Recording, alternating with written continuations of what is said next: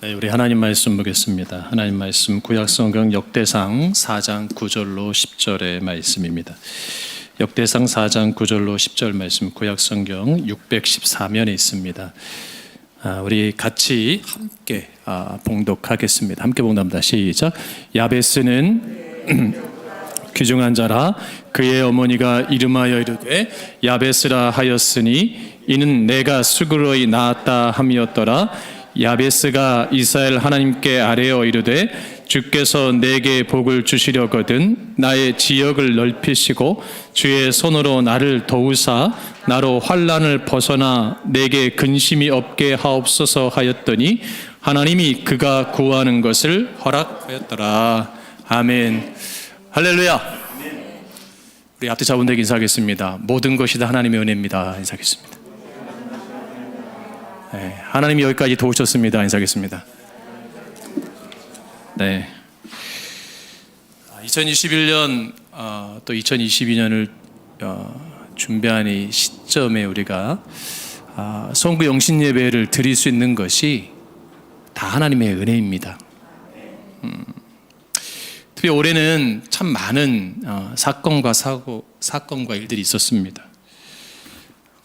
그러면서 많은 아픔의 눈물도 보기도 했습니다. 또 코로나의 그 지속적인 상황 속에서 우리의 생각을 초월하는 혼란과 혼돈, 또 많은 삶의 계획의 차질로 인하여서 많이 힘들기도 했습니다. 특별히 장기적 불안과 부동산, 또 그런 정치인들의 바른 모습이 아닌 또 이 시대의 리더들의 그러한 실패하는 모습 속에서 많은 사람들이 신음하고 아파하고 있는 것을 볼 수가 있습니다. 그래서 우리가 감당해야 될 그런 수고, 헌신이 배가가 된 시간이 아니었나 생각을 하게 됩니다. 그래서 우리가 이런 말 있잖아요. 고통, 총량, 불변의 법칙이라는 말이 있어요. 그렇죠? 그것은 사람이 각자 그 해마다 채워야 될 아픔과 혼란과 혼돈, 고통이 있다는 것입니다. 지난 한 해 동안에 어떤 분은 경제로 힘든 분도 있을 수 있어요. 근데 경제로 안 힘든 분도 있어요. 올 한 해 동안에 어떤 분은 가정적으로 힘든 분도 있는데 가정적으로 힘들지 않은 분도 있어요. 또 어떤 분은 코로나로 인해서 여러 가지 상황 속에서 힘든 분도 있지만 코로나 한 번도 안 걸린 분들도 있어요. 그러면 가정적으로나 경제적으로나 코로나 걸리지 않았다고 이분들이 다 행복할까요? 아니라는 겁니다. 누구나 말 못할 아픔이 있고 책임져야 될 무게의 고통이 있다는 거죠. 이제 한 시간 되면 2022년도인데 2022년도에 어떤 일들이 우리가 벌어질지 우리가 다 알고 있다면 얼마나 좋겠어요. 그렇죠? 근데 어떤 일이 벌어질지 전혀 알 수가 없습니다. 올해보다 더 힘든 상황일 수도 있고요. 올해보다 조금 더 나은 상황일 수도 있습니다. 또 예기치 못한 엄청난 재난 재해 속에서 사람들이 힘들어할 수도 있고요. 빈부의 격차로 힘들어할 수도 있습니다. 어떤 어려움이 있지만 어떤 힘듦이 있을 수 있지만 우리가 짊어져야 될 무게가 있어요. 그 무게를 여러분 버릴 수는 없어요. 중요한 것은 다가오는 새해 주님이 주시는 능력으로 이러한 내 삶의 무게를 극복할 수 있는 이길 수 있는 그 한 해가 되기를 주의 이름으로 축복합니다. 여러분의 짐을 누가 대신 짊어질 수가 없단 말이에요. 주님 말씀하잖아요. 수고하고 무거운 짐자들아 다 내게로 오라 내가 너희를 쉬게 하리라. 정말 주님의 참된 쉼을 누리고 계십니까? 이게 중요한 거예요. 여러분 정말 예수 안에서 정말 참된 기쁨을 누리고 삽니까? 만약 참된 쉼과 기쁨이 없다면 나는 지금 예수 앞에 와 있는 게 아니에요. 내 짐을 가지고 주님을 바라보고만 서 있는 거죠. 왜? 자신이 없는 거예요. 용기가 없는 거예요. 왜 용기가 없는 줄 아세요? 이 짐을 맡기면 끝날 줄 아는데 또 있거든요. 한 짐을 내려놓으면 가벼워지고 해방될 줄 아는데 또 다른 삶의 무게가 짓누르거든요. 근데 주님은 뭐예요? 그 가방이, 그 인생의 짐이 몇 개가 됐든 얼마의 무게가 됐든 다 가지고 오래요. 여러분, 이 시간에 올해 우리가 가지고 있던 인생의 짐, 무게를 다 내려놓으세요. 할렐루야. 그리고 주님께 맡기세요. 사람은 누구나 사랑받기에 태어난 존재입니다. 그리고 그런 가치를 살아야 될 존재. 그리고 누구나 아름다운 삶을 꿈을 꿉니다. 여러분에게 다 이름이 있잖아요. 그렇죠? 여러분 이름이 다 고유적 명사 이름이 있어요. 한자적 의미가 있고 한글적 의미가 있습니다. 그런데 그 이름의 의미를 들어보면 참 뜻이 좋아요. 그렇지 않습니까? 나름대로 참 의미가 있고 깊이가 있어요. 왜? 그러한 삶을 살라고 부모님들이 지어주는 게겠죠. 뭐 장명가가 지어주든 어떻게든 이름 멋있게 찝니다. 근데 여러분의 이름을 저주라고 지은 사람이 있어요? 나 저주입니다. 나 분노입니다. 나 화입니다. 나는 찌질입니다. 나는 머저리입니다. 나는 멍텅구리입니다. 아니면 아이들만 나는 바보입니다. 라고 이름 정한 분들 있어요? 전 지금까지 만난 분 중에 그렇게 이름 정한 분 한 번도 본 적이 없어요. 다 아름다워요. 왜요? 부모님이 그런 삶을 살라고 지어주는 거죠. 근데 만약 여러분의 이름이 고통스럽고 눈물이고 아픔이다라면 여러분 그 이름이 어떻겠어요? 누군가에 불려질 때 참 괴롭지 않겠습니까? 자, 오늘 본문은요, 우리가 잘 아는 말씀이에요. 야베스의 기도라는 본문입니다. 특별히 야베스의 기도에 대해서 여러분 아실 거예요. 그죠? 자, 이 야베스의 기도가 본격적으로 한국교회에 이름이 알려진 때가 있습니다. 그게 언제냐면 지난 2001년도예요. 2001년도에 브루슨 윌키스라는 분이 야베스의 기도라는 책을 출판했어요. 세계적인 종교적 베스트셀러가 됩니다. 그래서 한국 사회에도 번역돼서 많이 알려졌어요. 그 다음부터는 송구 영신 예배 때마다 야베스의 기도가 들어가요. 여러분 기독서 버전 가보세요. 야베스의 기도, 그죠? 다 써놨잖아요. 괜찮은 것 같아요. 기도 내용이 참 멋있는 것 같아요. 근데 막상 야베스가 누굽니까? 라고 물으면 잘 몰라요. 야베스가 어떤 삶을 살았습니까? 잘 몰라요. 자, 그러면 야베스가 어떤 사람이고 어떤 삶을 살았고 어떤 문화 속에 살았을 때 이 기도가 어떤 의미인가를 우리가 알아야죠. 그럼 내용이 달라지잖아요. 송구 영신 예배에서 제가 본문을 선정한 이유가 여기 있습니다. 성경에 많은 위대한 사람들이 등장합니다. 각자 참 멋있는 삶을 살아갔어요. 다 믿음의 삶을 살았어요. 근데 나와 뭔가 다른 것 같아요. 그렇죠? 그들은 왠지 좀 특출난 존재인 것 같아요. 근데 나보다도 못한 사람이 오늘 보면 누구예요? 야베스예요. 나보다도 견져봤을 때 내가 좀 나은 거 아닌가로 착각할 수 있게 만드는 사람이 누구냐면 오늘 성경에 야베스예요. 그래서 오늘 야베스를 통하여서 우리가 하나님 앞에 어떤 기도를 드려야 되는가, 내 삶이 어떤 무게가 있고 어떤 아픔이 있고 어떤 눈물이 있다 할지라도 하나님 앞에 어떤 자세를 써야 되는가 함께 은혜를 나누고자 원합니다. 자, 야베스의 이름의 뜻이 뭐죠? 슬픔, 고통, 아픔이에요. 여러분 이름의 뜻이 참 그렇지 않습니까? 응? 야베스가 태어날 때 그 어머니가 그 야베스에게 이름을 고통이라고 지어줬어요. 수고로이 낳았다, 수고로이 낳았다. 얼마나 힘들게 낳은지 모르겠어요. 보통 아들이 태어나면 그 당시 유대사회 히브리 문화 가운데는 아버지가 이름 지어주거든요. 근데 엄마가 급하게 지어줘 버렸어. 너무 힘들게 낳은 거예요. 어떻게 보면 아버지가 안 계신 유복자일 수도 있어요. 어떤 상황이든 간에 만약 여러분 앞에 최봉호 집사 이름이 최아픔이라고 생각해봐요. 내가 유치원을 갔어요. 아픔이었다, 아픔이. 그렇게 성장한다고 생각해보세요. 사춘기를 지나서. 내가 얼마나 어머니 마음을 아프게 태어나게 했으면 내가 아픔일까. 참 마음이 힘들 거예요. 그죠? 난 태어날 때부터 난 아픈 존재였구나. 나는 기쁨이 되지 못하는구나. 내 인생의 삶의 자국은 늘 열등할 수밖에 없구나. 그 고통이란 긴 시간 속에서 친구가 얼마나 했겠어요. 자기를 위로해 줄 사람이 없는 거예요. 왠지 아세요? 그 어머니가 이름을 뭐예요? 고통이라고 지어봤잖아요. 얼마나 괴로웠을까요? 자연히 야베스는 소심해집니다. 그리고 미래에 대한 비전을 가질 수가 없습니다. 매사에 자신감이 없어요. 사람들 앞에 서는 것 자체가 두렵습니다. 왜? 난 아픔 자체니까. 내가 내 집에 있는 부모, 어머니에게 기쁨도 못된 존재가 내가 누군가의 기쁨이 될 수 있을까? 스스로 자책하게 됩니다. 그리고 늘 어두운 데 혼자 있는 걸 좋아하는 사람이 됩니다. 늘 고독을 즐기는 사람이 됩니다. 혼자 있는 걸 좋아합니다. 그게 익숙해집니다. 그리고 자기를 자기 안에 가둬버립니다. 오늘 우리 시대 가운데 그런 분들 많이 있어요. 스스로 가둬놓고 사는 분들. 왜 가둬놓은 자에서 상처받기 싫으니까. 또 그런 아픔을 당하기 싫으니까. 여러분 자신감 가지세요. 할렐루야. 그거 두려우면 안 되는 거예요. 이제 극복해야 돼요. 그리고 이러한 아픔 가운데 이러한 성장기를 가졌던 야베스가 살던 시대가 언제예요? 가나안 정착 시기인 사사시대예요. 사사시대.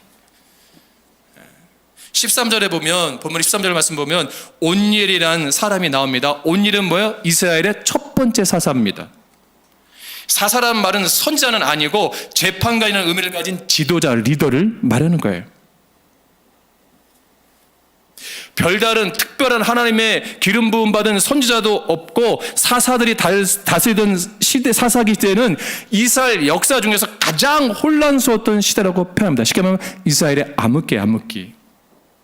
우리가 잘 알다시피 광야 40년 세대가 죽고 난 다음 세대들이 가나안 땅에 정착했는데 그들은 뭐예요? 하나님의 법대로 살지 않아요.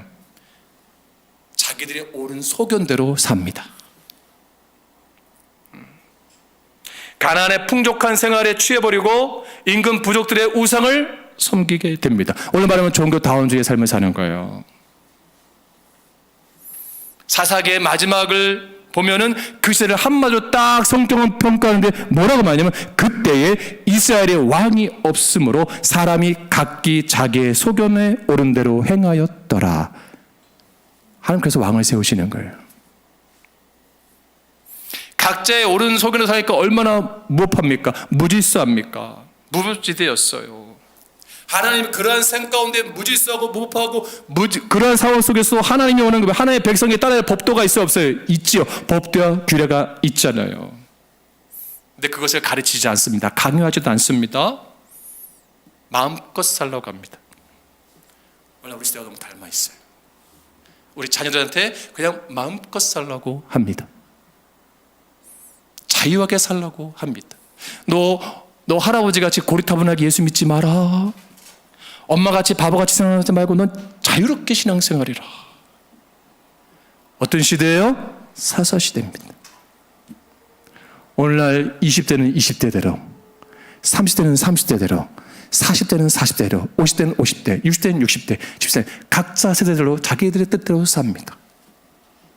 교회는 교회대로, 세상은 세상대로 자기들의 옳은 소견으로 살아갑니다. 잘못되는 것을 알지만 인정하려고 하지 않습니다.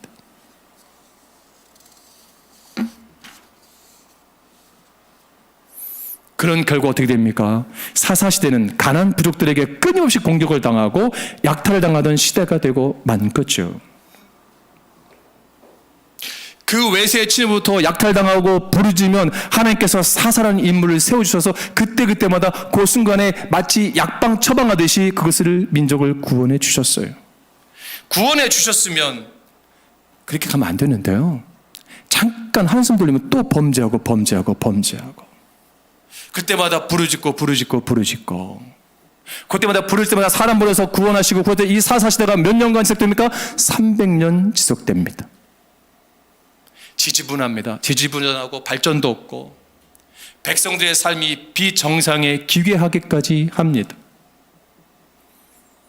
정말 신비한 일이 뭔지 아세요? 이런 역사적 문화적 상황 가운데 야베스 같은 사람이 나오기가 힘들다는 거예요. 이게 독특한 거예요. 지극히 평범한 사람인데 야베스 같은 이 고백할 수 있는 사람이 등장했다. 이건 대단한 사건입니다. 여러분 지금 이 시대가 혼란스럽잖아요. 혼돈스럽잖아요. 혼탁하잖아요. 어지럽잖아요. 여러분들 야베스가 되세요. 하나님 야베스와 같은 자를 찾고요, 야베스와 같은 자의 기도를 뭐예요? 하나님이 원하시는 거예요. 그러면 야베스는 왜 이렇게 하나님에 대해서 기도할 수 있었을까? 불확실성 시대에, 하나님이 없어도 마음껏 살 수 있는 그 시대에, 오늘날과 다를 게 없어요. 야베스가 살던 시대에 열등한 존재, 고통스러운 존재, 아픔의 존재라고 스스로 자책했던 그가 그래도 하나님께 나아가서 기도했던 이유가 뭐예요? 하나님이 나에 대한 확고한 믿음을 가졌던 거예요. 그 확고한 믿음이에요. 나를 사랑하신다, 내 열조를 구원하신 하나님, 이 땅으로 인도하신 하나님을 나는 믿습니다. 여러분, 우리가 2021년 마지막 예배 가운데 서 있는데, 그럼에도 불구하고 오늘 우리가 이 시간에 예배 드릴 수 있는 것은 하나님의 은혜입니다. 이게 야베스 같은 마음을 갖는가요? 우리가 이 자리에 나와서 그래도 이 귀한 시간에 하나님의 말씀 속에서 새해를 준비하는 이 자세가 하나님 기뻐하시는 거예요.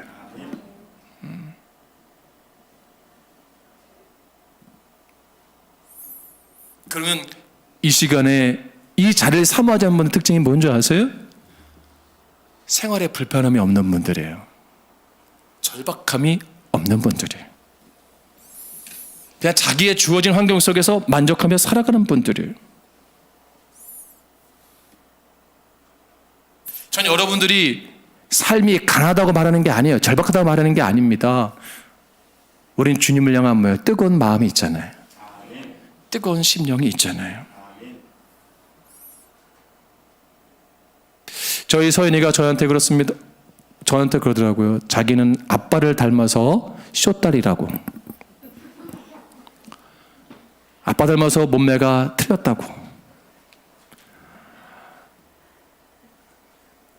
뭐 할 말이 없어요. 근데 그걸 보면서 제가 어렸을 때 저희 아버지한테, 제가 고등학교 때 나는 우리 아버지 닮아서 발이 틀렸다고, 뭐가 틀렸다고 했던 게 다 스쳐 지나가더라고요. 그러면서 난 유전자가 이렇게 안 좋은 것만 왔을까. 왜냐면 저만 얼굴이 검해요. 불가사한 일입니다. 이게 사촌이고 외사촌이고 형제 중에 얼굴 검붉은 사람이 저밖에 없어요. 진짜 어렸을 때 주워온 줄 알았어요. 진지하게 고민했었습니다. 다른 거예요. 우리가 태어날 때 유월한 유전자를 못 갖고 태어날 수 있어요. 내 자라온 환경 여건이 넉넉하지 않을 수 있어요. 가정 형편에서 성장할 수 있어요. 나를 배워서 밀어줄 후견이 없을 수도 있습니다. 내가 다른 부모님같이 넉넉하지 않은 부모님을 둘 수도 있어요. 내가 그런 지능일 수도 있어요. 외모일 수도 있습니다. 여러분, 거기에 가두면 안 되는 거예요. 누구처럼요? 야베스처럼. 야베스는 거기에 가두지 않았어요. 거기에 가두지 않을 때 야베스는 뭐가 되냐? 축복의 통로가 된 거예요. 멋진 거잖아요. 오늘 본문의 이 기도가, 야베스가 하나님의 놀라운 은혜로 인하여서 인생의 슬픔과 고통의 삶 가운데 정말 역전의 드라마를 써내려간 사람으로 등장하는 거예요. 여러분, 역대상 4장에는 유다 지파와 시므온 지파의 족보가 나와 있습니다. 누가 누구를 낳고 하는 식으로 40여 명의 이름이 나오던 중 9절에서 갑자기 야베스라는 사람이 딱 등장합니다. 그러면서 9절에 뭐라 그래요? 야베스는 그 형제보다 존귀한 자라. 그 어미가 이름하여 야베스 하였으니 이는 내가 수고로이 낳았다 함이었더라. 하나님께서 뭐라고 딱 수식어를 정하지 아세요? 존귀한 자라. 야베스는 그동안 자기가 어떤 사람이에요? 고통스러운 자, 슬픔, 애통하는 사람, 아픔을 주는 사람. 내가 태어날 때부터 엄마에게 가시 같은 존재였는데 하나님은 나를 그런 뭐로 만들었다고요? 존귀한 자라. 그 형제들보다. 그 형들 이름 멋있을 거 아니에요, 그죠? 야베스보다. 근데 왜 하나님은 존귀하게 불러버려? 이게 다른가요? 누가 낳고 하는데 구절에 딱 와서는 야베스를 딱 언급하잖아요. 그는 형제보다 존귀한 자라. 우리 소망교회 교우들 이름을 한 분 한 분 하나님이 불러주실 때 누구 그게 아니라 그 중에 누구 딱 갈 때 누구 집사는 존귀한 집사라. 괜찮은 거 아닙니까? 누구 성도는 존귀한 성도라.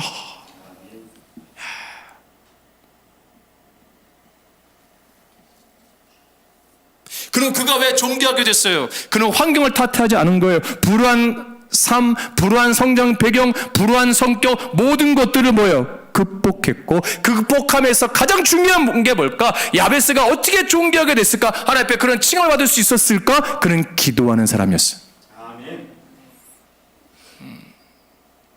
이 기도가 짧은 기도지만 여러분, 이 기도가 굉장히 깊이 있는 기도입니다.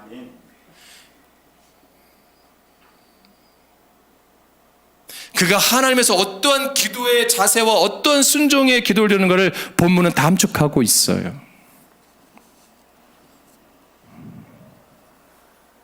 그래서 그 기도가 10절 말씀 같이 봉답합니다. 시작.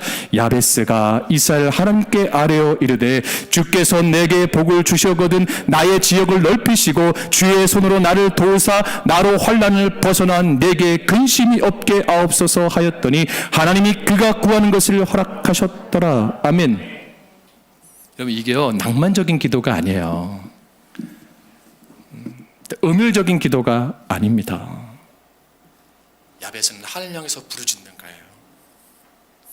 여러분, 부르짖는다는 건 뭐예요? 그 인생이 그만큼 순탄하지 않은 거예요. 절박함이 올 때 부르짖지 않습니까? 지금 야벳은 절박한 거예요.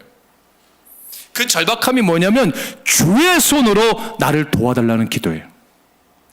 하나님, 나는 힘이 없고 미약하기 때문에 나를 도와줄 사람 아무도 없고 내 후견인도 없고 내가 뭐 상황도 없고 난 백도 없고 힘도 없고 나는 완전히 벌거벗은 고아 같은 존재입니다. 나를 도와줄 분은 하나님 한 분밖에 없습니다. 아멘. 여러분, 세상에 나가보세요. 여러분, 도와줄 사람이 있는가? 제가 주중에 우리 다현이가 노년도서관을 간다고 점심을 잠깐 집으로 먹은 간 사이에 저희 아내가 빨리 책가방 갖다 주라고. 그러더니 복장이 파자마에 반팔 티였습니다. 그래서 이거는 그거 지금 갈아입을 시간 없다고 나가라고. 빨리 나가라고. 전 그렇게 삽니다. 그래서 맨발에 슬리퍼에 잠잘 때 했던 그 하트 무늬 파자마에 개수도 언제 산 개수인지 모르겠지만 이상한 늘어진 반팔 검은 티에 나갔습니다. 가방을 딱 들고 마스크를 끼고 그 추운 낮에 주인 아줌마가 날 아래 위로 살펴봅니다. 그날따라 만났습니다. 그러더니 아유 목사님. 근데 제가 안 오는 거예요. 나가서 기다리는데 지나가는 사람도 이상하게 쳐다봅니다. 미친 아저씨인가 이렇게 쳐다봅니다. 하나를 알아주지 않아요. 아무도 인정하지 않습니다. 이게 야벳의 마음이에요. 나갔는데 딱 문을 열고 나갔는데 내 마음을 알아주는 사람이 한 명도 없어. 나를 부를 사람도 없고 내가 부를 사람도 없어. 고아 같은 마음, 외로운 마음, 쓸쓸한 마음, 고독한 상태. 그때 야베스는 자기가 비록 맨발에 슬리퍼에 파자마에 반팔티어 같은 후쭈그리 같은 삼촌 같은 아저씨 같은 옷을 입고 있다 할지라도 한겨울에 반팔만 입고 있다 할지라도 그는 두 팔 내서 하늘 명에서 뭐예요? 구하는 거예요. 할렐루야. 원컨대 내게 복을 주시리거든 나의 지경입니다. 원형의 지역을 넓히시고 주의 손으로 나를 도우사 나로 환난을 벗어나 내게 근심이 없게 하옵소서.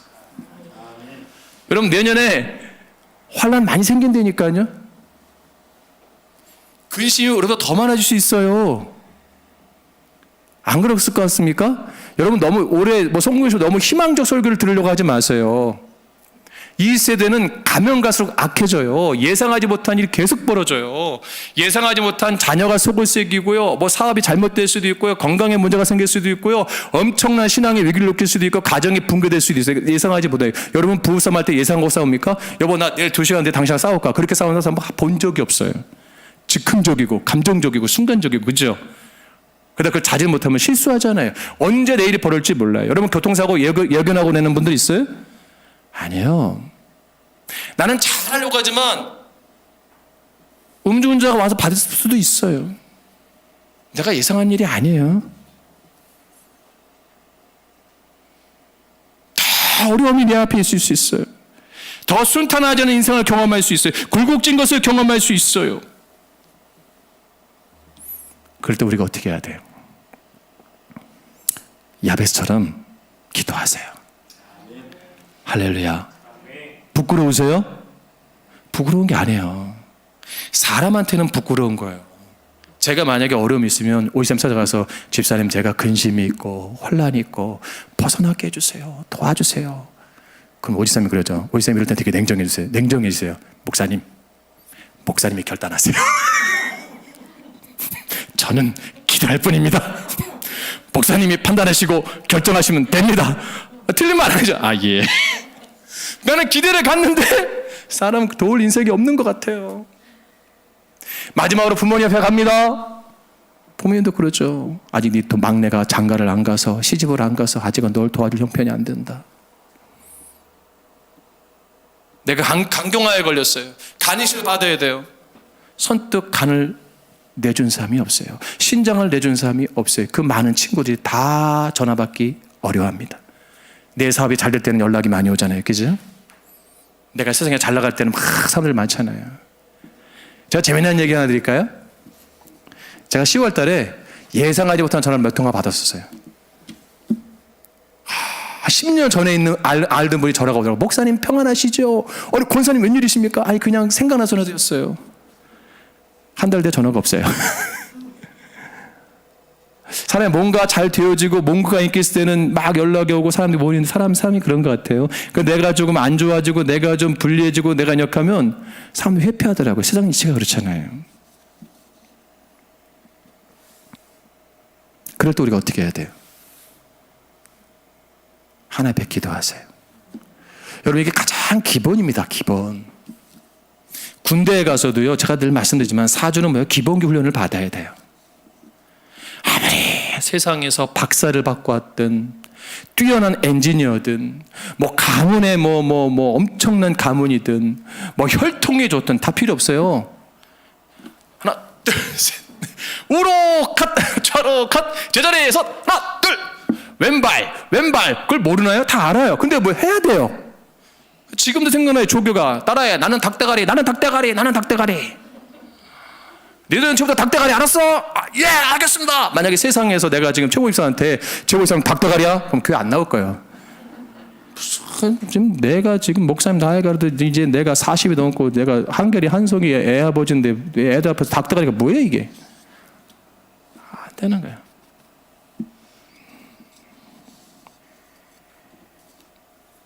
셰익스피어가 말했습니다. 불쌍한 사람은 아무 약도 가진 것이 없다. 있는 것이라고는 희망뿐이다. 이게 정말 공감이 되는 거예요. 아마 지금 여러분 가운데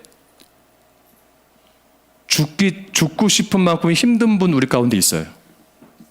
사람은 다 개별적인 거니까. 정말 죽을 만큼 힘든데 교회 진짜 어렵게 오신 분 있어요. 이 자리에. 그분이 왜 오셨을까? 이 말씀을 준비하다가 그동안 송구 영신 예배 은혜 받으러 가야지 라고 오신 거 아닐까요? 그게 희망입니다. 희망. 우리가 그럼 야베스가 왜 기도했을까요? 보이지도 않는 하나님, 들리지도 않는 하나님, 손에 잡히지도 않는 하나님, 그 희망 하나 가지고 기도한 거예요. 우리가 2020년을 바라볼 때 딱 떠오르는 단어가 뭐예요? 희망이요. 희망. 그 자기 이름이 고통이지만 희망으로 승화시키는 거 하나님을 붙잡고, 하나님 뭐예요? 그 희망대로 존귀한 자로 만들어 주시잖아요. 아비투스 책의 한 대목인데 말씀을 정리합니다. 심리학의 용어 중에 크랩 멘탈리티 효과가 있어요. 크랩 멘탈리티 효과. 여러분 어부들은요 꽃게를 산채로 잡잖아요. 산채로. 그죠? 이 살아 있어야 값이 많이 나가잖아요. 그물망에 이제 꽃게들이 다 올라오거든요. 근데 어부들은 그 바구니가 크지 않습니다. 절대 크지 않습니다. 그냥 툭툭 텁니다. 바구니에다가. 배를 타본 분이 계셔야 이게 좀 커뮤니케이션이 되는데 어쨌든 올라오면 재개를 툭툭 털면은 다 바구니에 들어갑니다. 뭐 급속 냉동고라든 어쨌든 근데 다 화로 상태로 있는 게 많아요. 근데 바구니가 크지 않아요. 근데 여러분 소래포구에 가보세요. 고무다라에 이 고무다라 큰 거에 꽃게 가득 차 있죠. 근데 신기한 게 뭐냐면 꽃게가 안 넘어와. 가끔 정신 나가 한두 마리 기어나올 뿐이지 다 뭐예요? 거기 잠겨 있어요. 왜 그런지 아세요?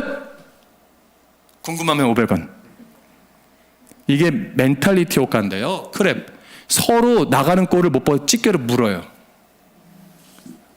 예. 내가 먼저 나가려고 눌러요, 발로. 야, 습성이 그렇대요, 꽃게가. 그러니까 너는 이게 낮은 대야에 넣어도 밖으로 못 나와. 아이, 미련한 놈들. 그냥 한 명씩 나가면 되는데 그 꼴을 못 보는 거예요, 그냥. 그거 누가 먼저 나가려면 내가 나가야 돼 하고 누르고 있는 거예요, 서로. 힘을, 그 다리에 온 힘을 주고 있는 거예요, 그게. 이 시대의 모습을 잘 표현한 게 이거와 같습니다. 이 시대의 사회적 다른 특징이 뭐예요? 분열이에요, 분열. 끊임없이 분열하는 거예요. 뭐예요? 끊임없이 끌어내리려고 하는 거예요. 우리가 하나님 앞에 나아가려고 하면 끌어내리는 게 많아. 그렇죠? 나를 누르는 게 많아요. 나를 찍어 누르는 상황들이 많아요. 여러분 극복하세요. 이기세요. 할렐루야. 그리고 여러분 야베스가 존귀하게 된 거 간단한 거잖아요. 하나님을 의지할 때 역사됐잖아요. 여러분 2020년을 바라볼 때 여러분 지경을 넓혀달라고 기도하세요. 원어로 보면 마음이 그냥 마음을 넓혀달라고 기도하세요. 그리고 여러분이 복 있는 인생이 되기 위해서 기도하세요. 여러분이 가지고 있는 그 은사를 하나님 앞에 쓰임받는 은사가 돼서도 기도하세요. 난 할 수 있는 게 아무것도 없는데요. 여러분 그래도 야베스보다 낫지 않아요? 그래도 여러분 야베스보다 나은 사람들이에요. 여러분 그래도 야베스 같은 이름은 없잖아요. 그와 같이 분 계실지 모르지만 야베스처럼 고통스럽게 살지는 않았잖아요. 적어도 친구는 있지 않으세요? 근데 가정은 이뤘잖아요, 다. 그 내 속 마음을 이야기해서 세상은 있지 않으세요? 그럼 야베스보다 나은 거예요.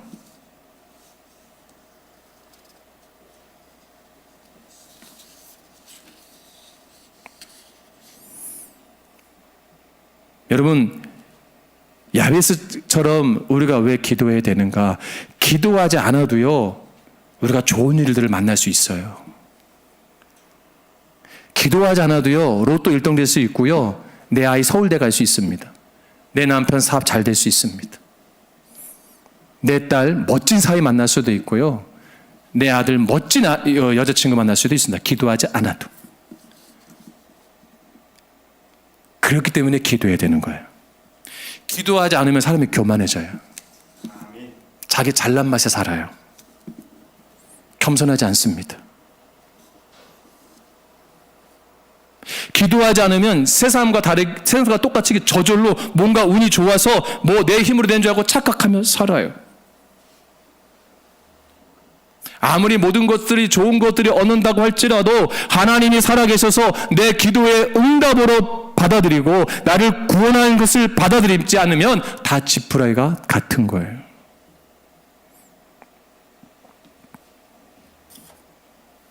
여러분 대통령 후보들 인생에 성공한 사람들 아니에요?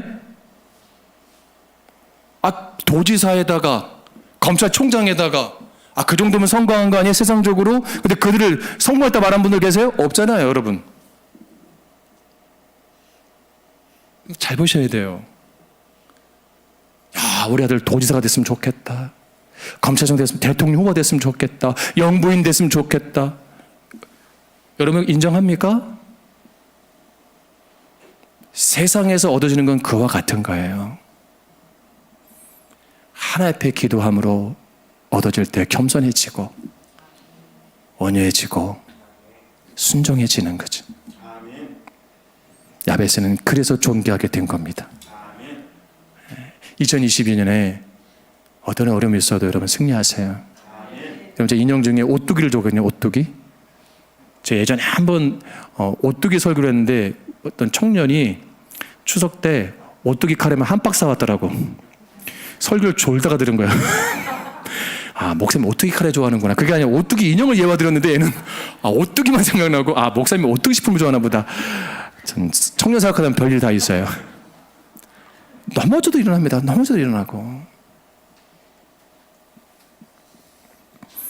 여러분, 자기의 옳은 대로 속은 대로 살지 마시고, 아무리 힘들고 어려워도, 올해가 아무리 어려운 삶을 살았다 할지라도 2022년도에 야베스처럼 존귀한 인생, 존귀한 가정, 존귀한 신앙, 우리 칭함받는 우리 못되기를 주의 이름으로 축복합니다.